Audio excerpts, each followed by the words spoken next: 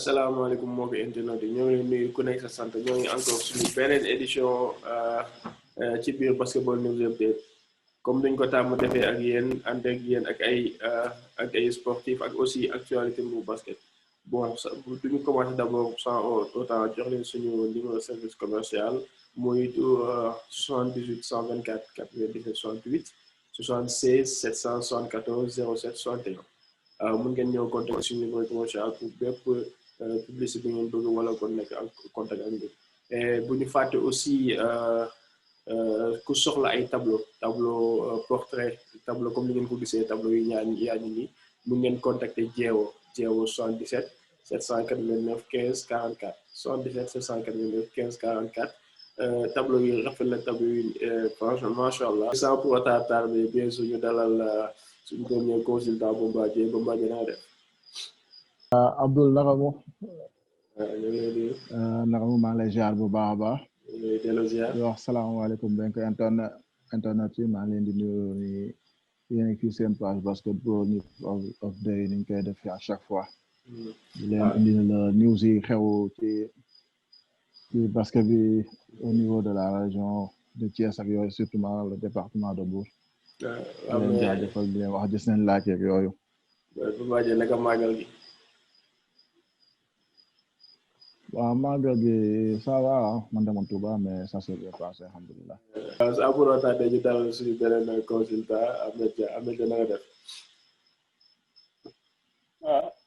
salaamaaleykum mbokk internet yi salaamaaleykum Abdoul Bombardier maa ngi lay nuyu comme dara kontaan naa bu baax comme ni koy tàmm di waxee ñaar ci benn émission parce que basket région de Thiès département de Mbour Mbour kontaan bu baax nag namoon naa leen bu baax waaw mais man su ngeen waxoon ne tey dañuy am match basket man tey ma sol sa maillot mais bu mu tey dañuy ma bàyyi ci biir quoi xam nga ni moom encore heure bi la ñu am entraîné tuuti xam nga entraîné tuuti yow xam nañ ne Ahmed xam nañ ne entraîné woo da ko sol parce que dafa tàng non mais daa entraîné ji woon yow tamit lay wax ni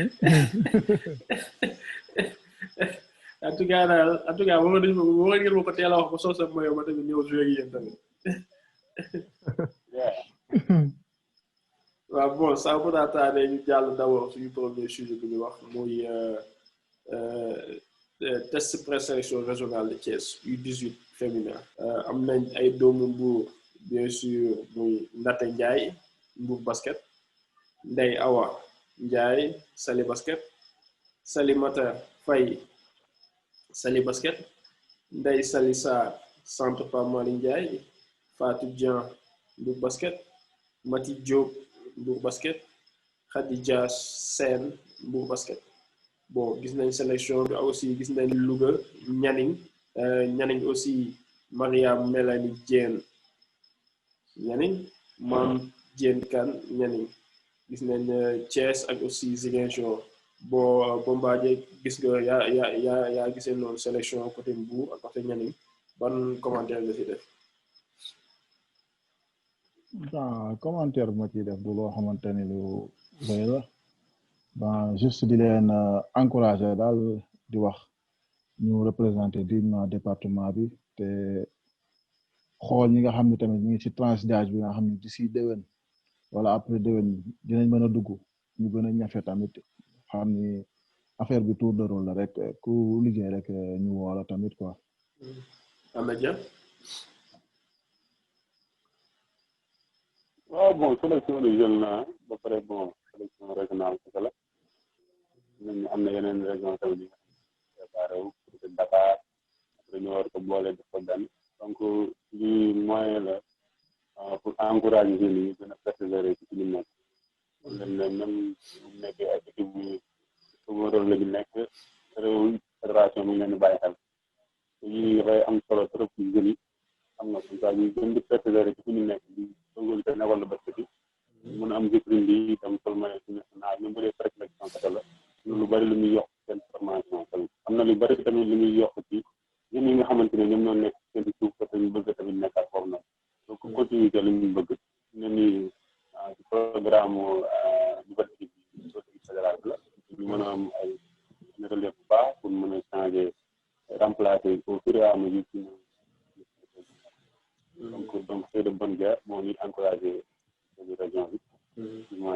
dañu yàlla jàppale ci li ñu bëgg ñu am ci ay 10 représentants de la région.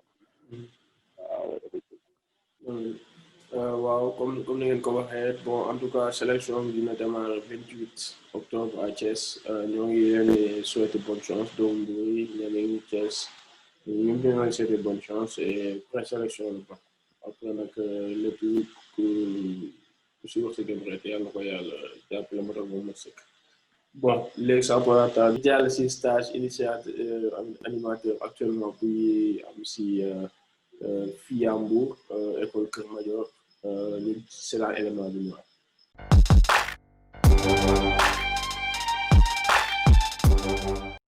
waaw séance bu mu doon gérer tey mooy dama ko def côté théorie côté pratique théorie ba mu paree après ñëw pratique si terrain bi bu ñu leen di déterrer doon leen def les arrêts les pivots les passes les tirs ak les drills le constat que j'ai fait mooy fekkee na fa benn groupe bu am njëriñ bu am solo ay gars yu engagé ñii yaakaar bu ma am si ñoom foo ko xalaat romb na ko ku leen dénk seen doom doo ko rëccu ndax engagé teel a yeewu teel a ñëw amul tardé amul retard di liggéey macha allah daal ay gars yu engagé wu lañu ay engagé relève moom mu assuré wu na incha allah. Cheikh Tidiane Sow directeur technique départemental district basket de Mbour. Donc ñu ngi ci formation initiateur animateur bi au niveau départemental tey y avait 2 intervenants Pape Diop Camara moo doon intervenir ci technique individuelle défense position de base ak les déplacements en deuxième heure Mansour Sow moo doon développer les dribbles les arrêts les pivots les passes et les tirs. Donc depuis 9 heures ñu ngi fii xale yi ñu ngi suivre stage bi comme ni ñu ko bëggee vraiment d'après daal li ñu gis kontaan nañ ci trop te vraiment ñu leen di yokk xam-xam pour bu ñu fi jógee ñu mën a continuer encadrer xale yi ndaxte day baax trop boo bu ñu joxee ay xale nga xam noo leen di tàggatee. fi mu nekk nii nag ñuy former ay futurs entraîneurs pour ñu mun a continuer liggéey bi les anciens nekkoon fii di def comme que boo xoolee au niveau départemental léegi département bi yëpp am na ay centre de basket am na ay terrain de basket laaj na donc ñu accompagner yenn centres yi ak yenn localités yi pour ñu am ay responsables yu dëkk ci dëkk bi ci dëkk yooyu pour mun a encadrer xale dëkk boobu ndaxte waa Mbour mënuñu jóg génn Mbour di dem ci département bi yëpp di encadrer donc léegi jot na yeneen localités yi am seen i encadreur am seen i coach te si nii la ñu mën a jaar def formation démarré nañu formation initiateur animateur bu yàlla defee ñu jàll fii ak 2 ans ñu defi premier degré ainsi de suite deuxième ba fu leen yàlla mun a yemloo rek. alhamdulillah.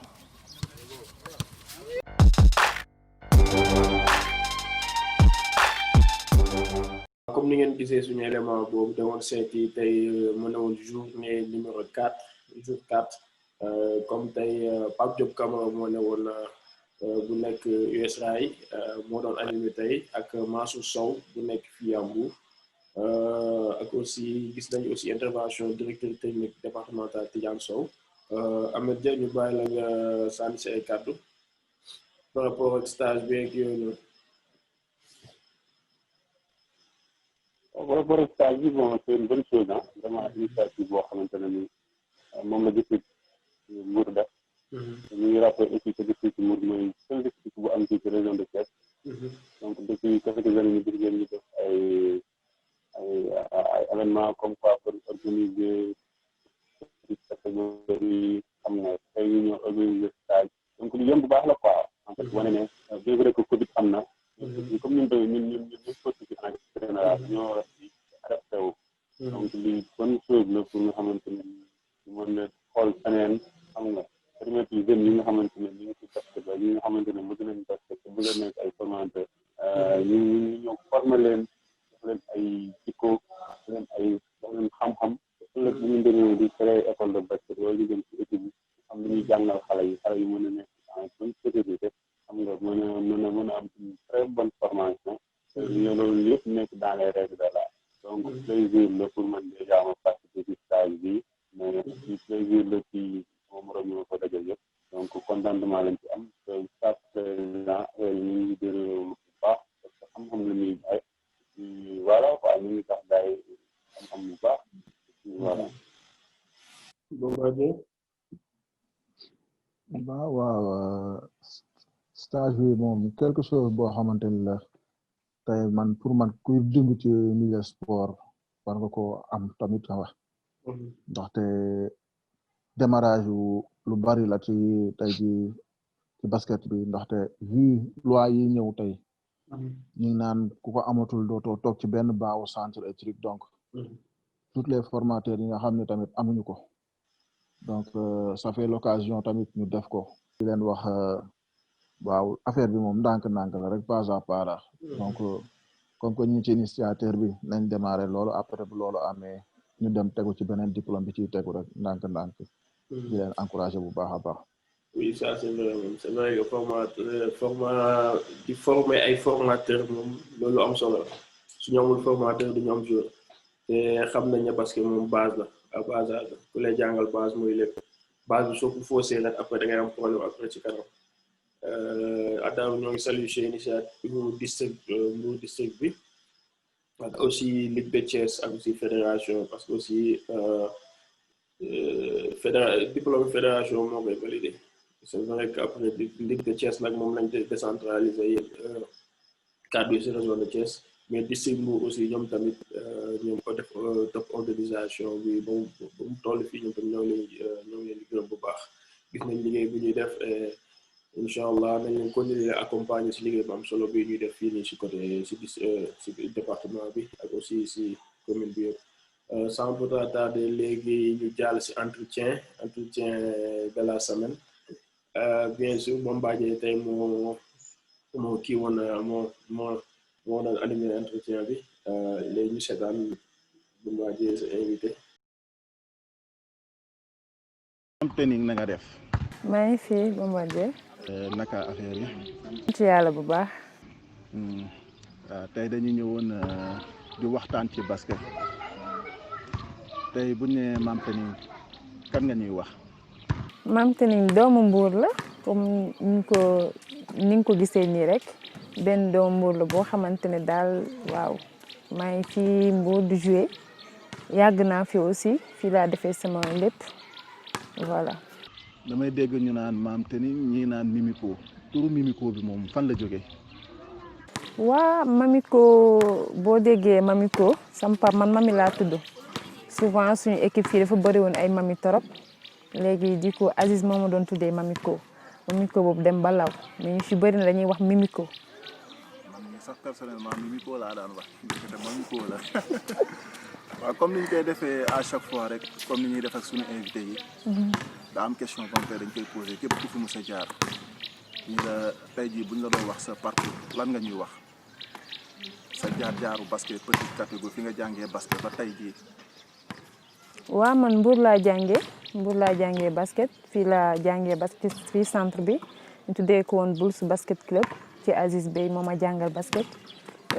mu jóge fii dem Yëmbal dem Saint-Louis bi ma jógee Saint-Louis aussi dem Duc demaat Saint-Louis ma jógee Saint-Louis aussi dem Maroc. actuellement mën nañu jàpp ne yaa ngi Maroc ba tey. waaw fa laa jógee récemment mais là pour l'instant maa ngi Sénégal. ci sa parcours est-ce que yow mos ngaa jouer Mbour mosuma fee jouer championnat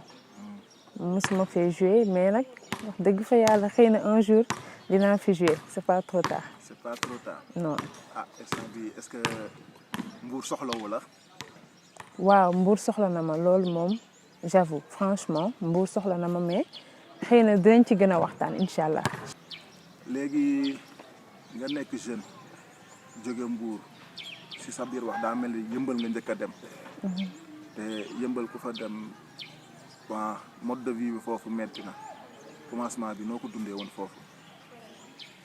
bon sant yàlla parce que yëmbal bi ma fa jógee fa laa njëkk a amee sama présélection équipe nationale cadré nañ ma am naa fa aussi expérience parce que ku jógee Mbour rek defe naa ne foo mënti dem di nga fa toog parce que li ngay gis fii di nga fi gis bu nekk dinañ la yar dinañ la teg Mbour li tax foo dem nga toog fa mooy dañ lay yar te ñun Aziz daf ñoo yar ba tax na fu ñu dem dañ fay toog nu mu mënti mel nu mu mënti metti dañ fay toog kon amuñu fa benn problème franchement. comme ni ñu koy déggee rek mooy formation bu njëkk ba par rapport ak yu booy yi léegi. fii formateurs yi dañ la doon def benn boo xam ne éducation boo xamante ni même ci biir kër ga lay day mel ni comme éducation bi nekkoon ci biir kër gi te loolu da lay forger ba fépp foo dem rek da ngay nekk ñu dégg Mimiko biir Duc bi nga nekkee Duc amoon na doomu Mbour yoo fa nekkoon looloon wala yow kese fa newoon comme Mbourwaas. waaw amoon na doomu Mbour yu fa nekkoon comme Ndayaram Sène nekkoon na fa Sabel Diatta aussi mu ngi fa woon nekkoon suñu mag bu baax franchement amul benn problème ak ñun cadré woon ñu surtout man joxoon ma cër trop nag malgré rakam laa bëggaloon ma boppam man aussi ma bëggal ko sama bopp ma aussi mu nekkoon mag bu baax ci man franchement. donc bu ma déggee kon daal yéen doomu Mbour yi ne woon foofu relation bu rafet ngeen doon mën a daal seen biir. waaw comme d'habitude parce que doomu Mbour bu gisee mbokkam rek da koy xam joxante cër bi te doomu Mbour moo nekk nit koo xamante ne bu la gisee dalay def comme boppam malgré nag am na tey jii bokkuñu fu ñu yaroo bokkuñu aussi terrain musuñu bokk aussi centre de formation mais xam na ne kii doomu Mbour la rek jël na ma uuf ma parce que moom de nature elle est comme ça franchement. vu que sa carrière def nga club yu bari tey bu ñu xool club yi changement système day am ak yooyu yëpp est-ce que yow doo woon am problème pour adhérer wu carrément. lépp rek ci formation bi la parce que Aziz ñun bu ñuy jàngal dañuy jàngal dal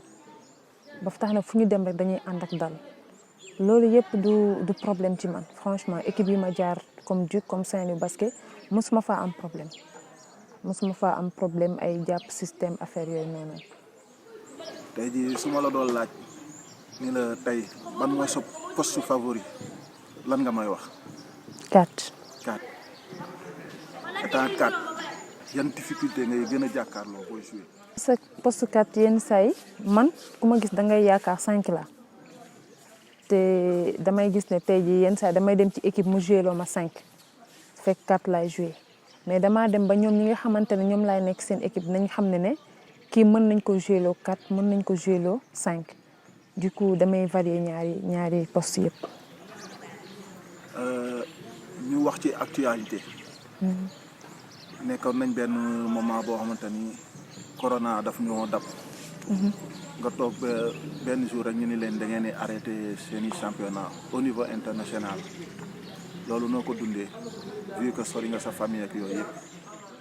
waaw métti woon na méttiwul parce que bu ñu arrêté lépp rek yow du coup lépp nañ arrêté mais yow man dama doon jël sama entraînement individuel bopp. tooguma woon yenn saa yi suñu kër parce que lu ci bëri daw ma woon génn suñu kër laa doon entraîné lu ci bëri wala nga génn dem def benn tour ñëwaat toog du coup dañ koy def dund comme ñeneen ñi niñ ko dundee rek. comme ñeneen ñi niñ koy dundee toujours ñu nekk ci actualité. instant bi équipe nationale la ñuy wax vu que ren dañoo basé wu ci locaux yi. sa avis yow ci loolu noonu. waaw loolu dama ko rafetlu parce que il est temps aussi ñu jéem a xool ndaw yi nga xam ne ñoom ñoo nekk fii biir Sénégal te am nañ talent pour dem franchement loolu maa ngi koy rafetlu bu baax parce que gis naa ci ñu bëri ñoo xamante ne tey jii coach Tafa jox na leen seen chance te leer na ma que ne dinañ prouver incha allah. incha allah est-ce que ñu ngi pare gis Mamiko d'ici 1 an ou 2 ans ci équipe nationale bi. waaw depuis ma nekk mami ba tey ci loolu laay liggéey. malgré xëy na amoon naa chance benn yoon amaguma waat chance mais yàlla baax na ñu ngi ciy liggéey. tey nga nekk doomu Mbour nga am jaar-jaar boo jaar bi ngay jàng basket tey jii su ma la doon laaj say projet pour Mbour pour basketu xale yi lan nga ma ciy wax. waaw mooy jàppale équipe bi rek parce que man aw ma lu dul fii aw ma lu dul Bulls basket club léegi ñu tuddee ko Mbour basket school. xale yi yaakaar ci man lu bari kon tey jii man dinaa def lu ma mën ak lu ma mënul pour mën leen jàppale ci lu bari même malgré maa ngi leen jàppale ci li ma am di ci sant yàlla mais tamit bëgg naa mu gën a sori parce que su ma sañoon tey jii fii ñu toog dina nekk leneen daal franchement mais nag fi ma toog tey jii dama ciy kontaan parce que man fii laa defee lépp fii laa commencé basket fii laa defee lépp donc su ma gisee xale yi di fi ñafe dafay doon lu ma neex. pour internet yi ma wax leen ni leen fii mooy privé donc mën nañu terrain yi njëkk ci Mbour la à part collège Saint-Esprit ak lycée Demba Diop boo bëggoon basket ci ñetti terrain yooyu yëpp ngay ñëw je m'en souviens très bien que man ak samay frère dama daan ñëw fii di leen teel bal donc terrain bi archive la ci biir Mbour comme ni mu ko waxee rek donc gars yi ngeen ñëw xoolaat ñu defaraat terrain bi mu rafet comme que am nga objectif fii tamit tey jii gisoo woon tamit ngay wër tey ci yeneen centre yëpp petite expérience bi nga jot a am dund ko au niveau national international ba dund ko xale yi nga xam ne tey ëllëg dinañ ci am benn mamiko boo xamante ni dina jaar ci jaar-jaaram génnee ci ñaar ba ñetti xale. waaw man bu ma ñibbisee vacances damay dem ci équipe terrain yi centre de formation yu bari dama fay dem jàppale xale yi même bu dul loolu dañuy bëgg di ma gis may jouer parce que xale yu ci bari tey ji dañuy wax mamiko lan moo tax doo ñëw terrain bi seen ay coach aussi kon saa yu ma ñëwee vacances damay dem terrain xool leen mais lu ci bari nag fii laay nekk parce que fii laay jàngee basket te man xale yi laa am lu dul waa Mbour basket school ñoom laa am donc incha allah daal projet yi bari na pour xale yi. fii que xale yaa ngi lay suivre j'espère que tu seras de bons conseils pour eux. ndaxte comme que ñu ngi lay topp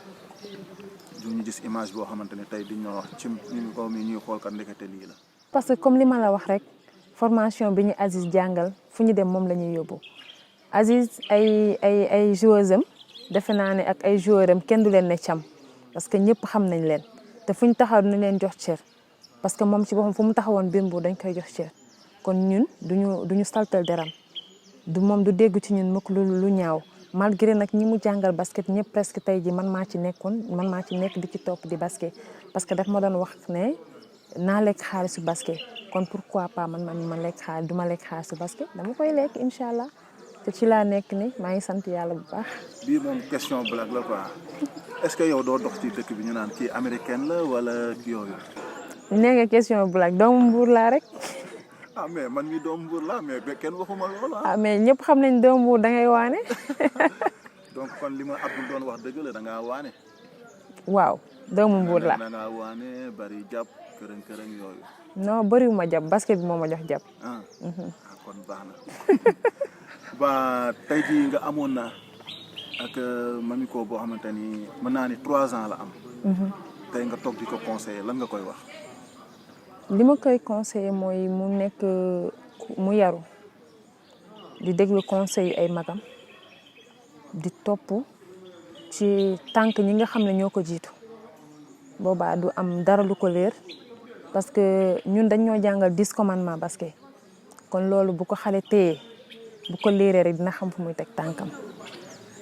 est-ce que 10 commandements yi léegi centre yaa ngi koy bind di ko joxe. loolu chaque jour ci centre bi dama ciy insister parce que man pour man li ma taxaw di wax 10 commandements yi basket yi mën na ci wax lu bari parce que xale bu téye 10 commandements yi di ko jàng dina xam lu bari comprendre lu bari yow sax doo jar yow nga di ci wax parce que ñun dañ ci doon jàng lu bari dañ doon ñëw mel ni kuy resté leçon ba tax na ñun duñu wax ak arbitre coach du wax ñu tontu ko te léegi lu ci bari xale yi léegi da ngay wax sax coach mu sànni la loxo arbitre mu saaga te loolu bu njëkk daal woon am léegi basket bi dafa dem comme ni nga ko waxee 10 commandements basket gisatuma benn équipe boo xamante ne moom moo koy jàngale benn centre de formation bu koy jàngale man boog centre bi dama ciy insister même bu jaree ma dem uti ko ci ñi nga xamante ne ñoom ñooy suñu ay mag nekk suñu ay papa ñu dem uti ko ñu ñëw jox ko xale ñu jàng ko parce que loolu moo ñu ci mën a génne parce que léegi amatul benn xale bi nga xamante ne tey jii da nga koy wax parce que ñoom ñëpp dañuy yaakaar ne bu ñu xasee ba yéeg ba mën a bande mën a bonde mën a dugal rek egg nañ te parce que dafa metti te ñoom àgguñu fenn ñun ñii rek seen ay mag àgguñu fenn waxuma la ñoom parce que yoon bi dafa sori kon il faut que xale ñu jàngal leen dès bas âge ñu xam fu ñuy teg seen tànk ndax yoon bi metti na trop. parce que dafa metti 10 commandements yi boo yéegaan école de basket bala ngaa démarrer dara ñëppay taxaw mënoon naa ni mooy hymne nationalu basket ñëpp a koy resté ba pare ñu door a démarrer donc di lancé waat formateurs yi rek bu ko jaree juróom la benn page ñu def ko ay exemple yu bari xale bu nekk ñu jox ko nga jàng ko ndaxte dina indi conscience boo xamante ni tey jii Mamiko ngi loolu da ko forger ba tey am na qualité yoo xamante ni loolu moo ko def ci moom te loolu dafa bokk ci basket du jël bal bi rek bondeel éducation la tey jii li ma la wax rek ki la gën a yaru gën laa intelligent gën laa dégg digal moo la dàq basket fuuf donc di lancé waat centre rek ni leen ñu delluwaat ci cosaan yi ndax xale yi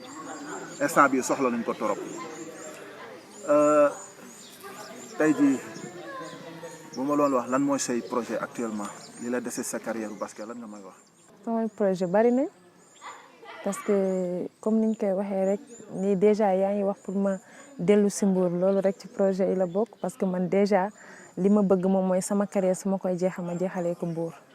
parce que aw ma fudul fii malgré nag ñu ngi ci biti du man kese man maa fi nekk mësuma fay basket mais ñaan naa yàlla compétir leen même bu fekkee benn année te ñu ngi ci tànk yooyu te incha allah dina baax. donc su ma déggee sa wax yow la fekk instant bi mu yëgoo Maya Mbour benn regret bu ndaw la ci yow. non du regret ci man parce que lu jot yomb kon loo gis lu nekk rek dañ ci dem ndànk-ndànk xëy na dafa jotawul parce que am na yeneen équipe yu bari yoo xamante ne ñu ngi fi te demaguma foofu Mbour nag fi laa dëkk juddoowuma fi Dakar laa juddoo mais fi laa yaroo fi laa màggee moom moo tax su ma nee du ma joué Mbour loolu waxuma dëgg parce que man Mbour laa am Mbour mooy sama fierté kon tey jii man fierté la ci man ma sol maillot Mbour te incha allah xam naa ne du yàgg dara. waaw ñoo ko déggandoo donc dirigeant Mbour yi la balle est dans votre camp donc ndaxte moom doomu dëkk bi la te xam naa ni tey jii boo leen ñëwee ba waxtaan ak moom ba trouver terrain d'entente incha allah dinañ ko gis ci championnat Mbour bi mu muyee maillot Mbour di la laaj sa mot de la fin rek lan ngay terminer. di leen remercier d'abord di remercier ñëpp ñi nga xamante ne ñoo xam Mimiko ci milieu bi di sant yàlla encore di sant yàlla bu baax parce que lii yëpp tey jii naa ne Abdoul Aziz Bey la parce que lu ma xam tey jii ci basket moom moo ma ko xamal di sant sam papa tamit bu baax kooku aw ma fayam parce que day metti moom la mu neex moom laay gis yenn saa yi day toog ba nga xamante ne sa sang bi ma ñëw def maa ndax ma ñëw ma ne ko paa doo ñëw kenn woowu la kon moom sama yaay moom ndeysaan moom su may joué sax day jooy kon aw ma seen fay parce que damay toog suñu kër toggu ma yàqu ma balew ma liñ ma sant mooy entraîner ñëw tëdd nelaw dañ koo topp ba nga xamante ne tey dafa dem ba topp sama ay rak bu ñuy liggéey ba def benn affaire sama pap da leen wax lii laa leen sant tàggu ma leen ay togg wala ay yàq kon maa ngi leen ci sant bu baax di leen ci gërëm bu baax di gërëm aussi waa Mbour basket school di gërëm Pala coach Ibou ay coach yi nekk biir Mbour yëpp coach Tidiane Vieux Fall ñoom ñëpp tamit Jupiter franchement moom aussi sama coach bu baax la Jupiter ma koy nuyu de passage di ma jox ay conseils tout le temps amuma fayam coach Bouba aussi maa ngi koy remercier bu baax parce que ñoom ñëpp damay gis seen ay conseils franchement bàyyiwuma benn yoon mënoon nañ naan ne joué wu ma Mbour rek dañ may bàyyi mais defuñu ko fu ñu ma gis dañ may jox seen ay conseils kon tey jii li ñu bëgg rek moom mu ñëw joué Mbour te incha allah dinaa def li ñu bëgg bu soobee yàlla. dinañ gis Mimiko ci terrain Mbour bi waaye nag li mu jot a terminé doy na waar nee na du togg du yàq ben je sais pas madame la ou mademoiselle waaye à l'avenir ba du metti non du metti parce que yow lii lañ la sant naa ko defee teewul nag yenn saa yi damay togg mais comme bu championnat bi commencé wala ma war a commencé sama ay entraînement laa du ma def dara. kon mën nañu ni ko mën na togg ceebu jën bu taxaw daal. waaw doomu Mbour laa te tamit jaar naa Ndar. waaw loolu ça reste à voir. waaw Mimiko ñu ngi lay remercier ci sa disponibilité. malgré temps amul ak yooyu. vu tamit ni climat bi. ni mu demee. malgré sacrifice yooyu nga def ko ñu ngi lay remercier bu baax a baax. ñoo ko bokk. di la di xam naa ba fan yi rek ci digg championnat bi ñu suivre la incha allah. incha allah. waaw comme ni ngeen ko gisee entretien ak Mamiko ñu xam na ko si Mame Teneng Sène Bombardier te yaa kii woon yaa doon animé entretien bi tey lan nga si wax par rapport ak entretien bi ak surtout yenn question yu intéressant yi nga soulevé. maa ko tey interview bi tey wax nañu moom mooy kan ak loolu. wax ñu jaar-jaaram ak ki ko jàngal parce que boo xamante ne tamit tey au niveau de Mbour ñun ñëpp xam nañ ko malgré bi sax ñu ko xamatuñu ay nouvelles ci mu nekk muy Aziz. ku déggoon privé da nga dégg Aziz tamit. am na benn stade tamit mu nekk stade de Mbour donc. ma am na lu mu def ci basketu Mbour tamit quoi. vu au niveau tamit parcours am wax nañu fu mu jaar au près niveau équipe nationale et truc. jaar-jaaram ak ay dig ak yooyu yëpp. actuellement mën naa ni mi ngi Maroc comme les années passées bi fi nekkoon tamit demoon na Maroc ñëwaat. delluwaat. donc am na benn peut-être idée au niveau international mais tamit wax nañu par rapport am ak jaar-jaaram ak fu mu bëgg a ñëwaat nee na tey jii malgré mësta jouer Mbour te am na rêve boobu tamit avant faire carrière am mu jouer pour Mbour bon tamit di comme ni ma ko waxee rek ni ko Mbour tamit mi lay xaar à bras ouverts pour nga représenter ko tamit ndaxte tamit quoi qu'on se dit doomu Mbour la te am na qualité yeeg yëpp. Ahmed. waaw bon mun ko yóbbu bu ñu xam ne si dinañ tamit au niveau du Dakar Université mun a ay qualité aussi mooy elle a toujours une belle détente loolu bariwul na tamit jëm sa baax parfois bon mu am des hauts et des bas. jaar na fi tamit ay club mu premier rôle que ça soit Dakar Université soit le basket tey dégg na dem na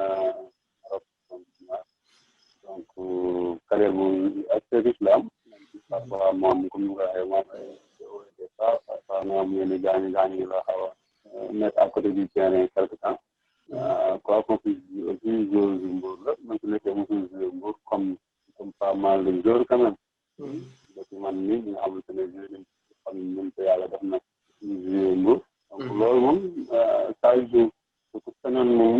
nga joué si biir dëkk ñu joué say parents ñëw say mbokk ñëw su nga dëkk ñëw ñu gis loolu nag joué naa Mbour mais comme moom joué nañ ci Mbour mais pas ak équipe Mbour quoi ñoo nañ ci compétition ñoo joué ci contre bi donc xam naa ne sensation boobu lu koy manqué lay doon. ñu ñaan rek balaa carrière am di jeex aussi yàlla jàppale ko ci loolu. ñooñu wax ni bàyyi xel seen ay reconversion parce que carrière bi gàtt na dina gudd. donc aussi genre stage yi ñu doon wax léegi nii exemple possibilité la doon pour ñu gis ay joueurs. yoo xamante ne peut-être ñoom ñu ngi gën a bëriwul wala sàngat yaakaar naa ne xam ñooñu la gën a doon. loolu beaucoup de chance xam nga ay projet yooyu ci jàpp. waaw c'est vrai que mais Bombardier c'est vrai que am njool nga invité woon tey suñu nee 101 yi ñaar kan mooy gagné xam nañ ne instant mu jeexal nga Bombardier nañu wax dëgg rek. non jeexal da nga koy wax ko xamante ne commencé na. Bombardier kii professionnel la. dañu wax dëgg kii professionnel day compétir ba tey. waaw dëgg la professionnel la fii bëri na ay professionnel tey yoo xamante ne tey jii bu ñu sekkoon terrain bi malgré yéen a ko ma gën a entraînement donc. Ahmed Diamo xam nañ ne Ahmed Diamo xam nañ ne moom saa qui fait pas le poids loolu moom dugg si débat boobu sax. kooku xam na ma ko moom xam na mu baax. en fait bu ñu waxee un professionnel. béykat yi xam nga c'est fini. pour la vie da ngay dox comme un professionnel ci maaj comme un professionnel xam nga ci t'entraînes comme un professionnel te quand tu es joué ak loo mën a am rek ci comme un véritable pro. donc loolu lay doon loo xamante ni ça devient fini à la fin. Amen. donc kuñ ci dajaloon ci ñoom. Amen yow. avec kii de Amel Mamiko day entraîné ba tey soir te yow entraîné woo yaa ngi toog si amul gërëre xam nga ne Amel su ngeen fekkee terrain bi moom su ngeen fekkee terrain bi doo ko fekkee ne Amel. waaw léegi tëgal match bi kon tëgal match bi mu andi Bombardier mu ñëw ah bu commencé ci Bombardier. waaw amul problème moom kay soo buggee rek man. moom koy soo buggee xool. waaw moom mooy jël taw ko après moom. kon da nga bëgg Bombardier sonal ko ba pare après yow xam nga ne nga doog a am chance yow.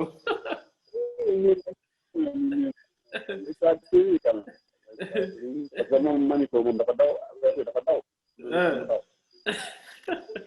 En tout cas daal moo ngi en forme ça c'est sûr moo ngi en forme te man lu ma gën a neex si wax ji dafa bëgg a ñëw joué waat Mbour ñoo koy wax ne waa Mbour lay xaar waaw Mbour lay xaar franchement boobu moom yàqamte naa ko daal yàqamte naa ko gis ko waa Mbour mu joué waaw ñoo ngi lay poussé nag ñoo ngi lay woon ñëwal dégg nga man ko ñëwal léegi ñu bàyyi leen gars yi ngeen wax mot de la fin Bombardier. waaw moo dana fare mooy di ko remercier ci disponibilité ak yooyu yëpp di ko ñaanal ci projet yi mu am yàlla jàppale ko ba mu réussir ko ak bépp koo xamante tamit am nga ay projet yi nga xam ne day jëmale basketu Mbour kanam daal di ñaan yàlla jàppale ko ba mu anto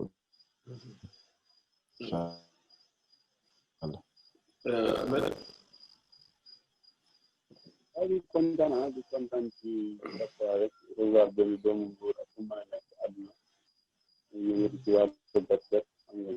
ñoo étant yéen ñun dalal ay rakam yokk ñu xam-xam yokk ko ci seetaan donc c'est avec un réel plaisir ñu ko recevoir bon c'est une sœur xam nga yàgg nañ xamante laa ko xam ne ni Mbour la dëkk franchement mais on a une très bonne relation loolu mooy continué ba fu ñu dajee tamit loolu mooy continué ni moom ndayaram xam nga ay sa ndaw xaleel donc ñu ñaanal rek ñu remercier yéen yi mu jëm ñu koy xaar tamit ci yeneen pour permettre dëkk yi ñëpp bëgg nañ def basket ñëpp bëgg nañ jàngale basket mais ñu koy baax xool comme ça ñu koy mën a teg ci yoon yi gën a légal donc une fois ñu ngi kontaan ci wax internet yi kontaan ci Abdou comme de moom xam nga kontaan ci Jaay te Abdou waaw c'est vrai que interview bi neexoon na trop ñoo ngi remercier man moom lu ma gën a surprendre si moom mooy dalam elle est très posée man moom elle m'a impressionné parce que musuma xam ne elle parlait avec grâce à ce point maa ko après maa ko koy wax ne ko franchement xaw woon na yow li nga mën a wax moi je veux dire que surtout côté jigéen soxla nañ modèle yu mel noonu ñu ko ay sa ndaw sabel jot na daal ñu ñëwaat franchement jàpp si liggéey bi parce que tamit formateur yu bëri en général c'est très rare nga gis ay jigéen yu coaché c'est vrai que dañ naan bon métier coach bi benn métier bu macho la milieu bu macho la encore une fois ñoo ngi leen di nuyu yéen moo ko implémenté te ne leen nag bu leen fàtte aussi dem inscrire wu di fàtte follow suñu page ñoo ngi Facebook ñoo ngi Instagram ñoo ngi YouTube Basketball News Update encore une fois dañ fexe tout ba lépp luy xew fii ci côté basket bu ñu leen ci région de Thiès encore une fois ñoo ngi jaajëfal ku ne leneen lépp fii lay xewee ci Basketball News Update